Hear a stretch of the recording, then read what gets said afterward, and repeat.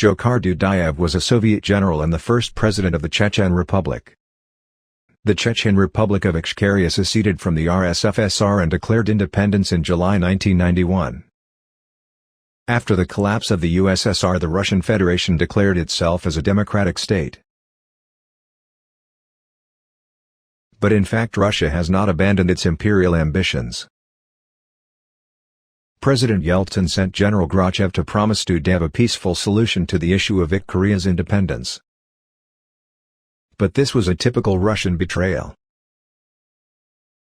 The Kremlin has devised an insidious plan for a military attack on the young republic. With Gorbachev we talked about the situation. Talk over. With conviction on both sides, that there is no military solution to this situation does not require, that all issues are political and military intervention is not necessary here. Gorbachev assured that he would convince, that he was convinced himself. After our meeting, thanked me for coming, for the meeting. Not a single unclear question remained between us. That he would convince Yeltsin that this issue could only be resolved by political means, not by force. No power solution, nothing is required here. Then he said the same to journalists. But I felt internally that the political leadership that plans such a cynical program and acts on it, they will not allow Gorbachev to deceive his intentions. Resolve this issue without armed conflict at political level. And to the crowd of thousands who were standing in the street, I said tensely, we agreed that everything will be resolved peacefully, knowing and feeling that they would not decide peacefully there after all. I am convinced that Gorbachev,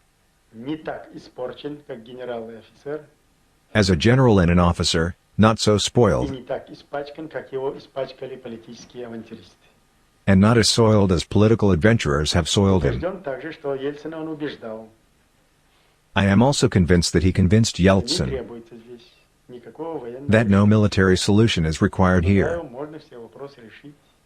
and it is possible to solve all the issues with Dudaev, with full interest and understanding at the political level, and with the government of the Chechen Republic. I know that he met one-on-one with Yeltsin, tried to convince him. But political adventurers went to convince Yeltsin on the other hand.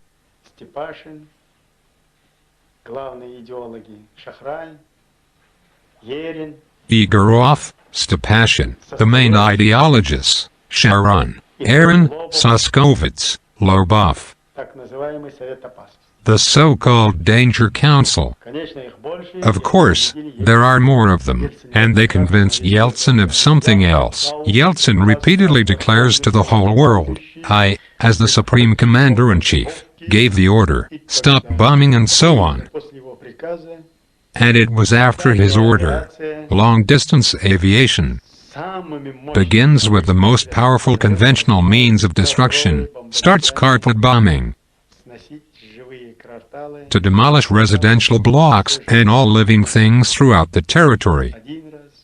One second time, Chernomyrdian decides to negotiate with our delegation, negotiates the conditions for starting negotiations. But the military refuses to go to carry out his orders. Perhaps our generation remembers how the myth of the Sicilian Mafia was invented, and everything was attributed to the Sicilian Mafia. All evil. This myth has become a nuisance. It was quickly abandoned in the West. To us, to the Soviet man, it has not yet taken root. Because we were isolated from the world. Immediately concocted Jewish Zionism.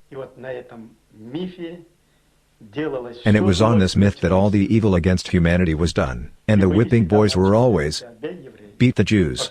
It's all the fault of the Jews. Jewish Zionism, everything fell on it. From him, too, appeared on edge. Of course, there were those who wanted to continue it, but the Jews got stronger. It was already dangerous to make fun of them. A lot of capital in hand, mass media.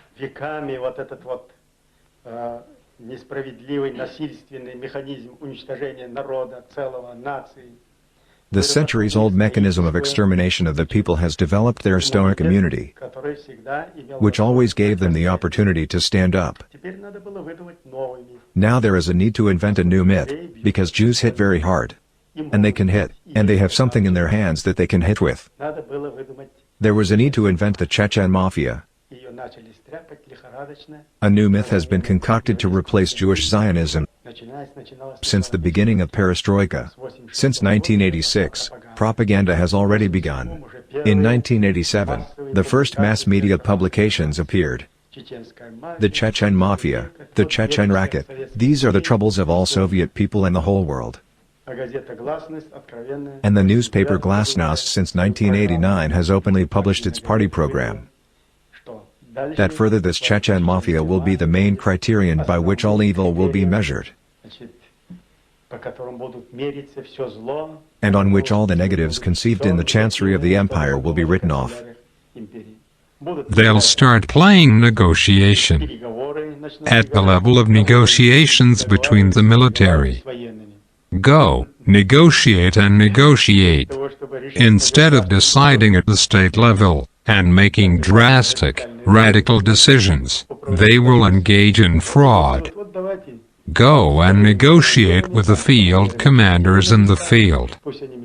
Let them agree among themselves there. They will play this game and deepen the conflict further. Meanwhile, the Chechens will be preparing for the spring and summer campaign. They will be preparing. There will be a lot of fuss in the next month. And the Chechens will not sit idly by. We need to clear the land. We need to start creating and prepare for a very long war that may last another 50 years. This war has already gone beyond a narrow understanding. It is already going far, far away.